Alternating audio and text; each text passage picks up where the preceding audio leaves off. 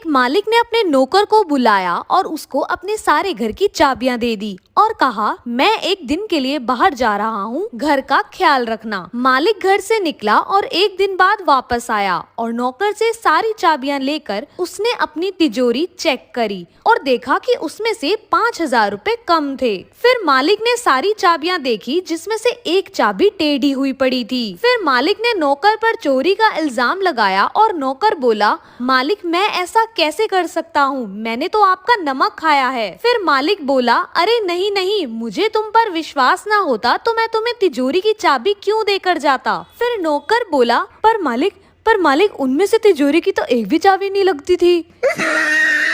तो दोस्तों आखिरकार मालिक ने नौकर की चालाकी को पकड़ ही लिया।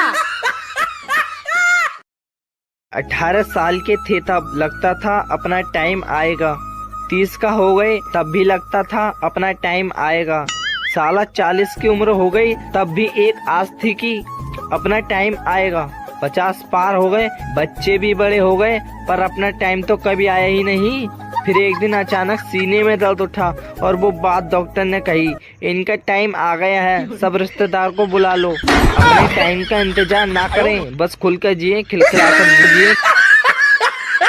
दोस्तों एक लड़का एक स्कूल में एडमिशन लेने गया। प्रिंसिपल बोले, आपका एडमिशन तभी होगा जब आप मेरे क्वेश्चन का सही आंसर देंगे, क्या आप इसके लिए तैयार हैं? लड़का बोला, हाँ सर मैं तैयार हूँ। प्रिंसिपल बोले, हम आपसे या तो 10 बहुत आसान प्रश्न पूछेंगे या तो एक बहुत कठिन प्रश्न पूछेंगे, आपकी चॉइस क्या है? क्या आप 10 आसान प्रश्न का उत्तर देना चाहते हैं या एक कठिन प्रश्न का? लड़के ने थोड़ा सोचा फिर बोला, सर मैं एक कठिन प्रश्न का उत्तर देना चाहूंगा। प्रिंसिपल बोले, ठीक है फिर आप ये बताइए पहले क्या आता है, दिन या रात? लड़का बोला, सर पहले रात आता है। प्रिंसिपल बोले, कैसे? लड़का बोला, सॉरी सर पर अभी आपने कहा था कि यदि मैं एक कठिन प्रश्न का उत्तर दे देता हूँ तो मुझसे कोई अन्य प्रश्न नहीं पूछा जाएगा। प्रिंसिपल खुश होकर लड़के का एडमिशन कर लेते हैं।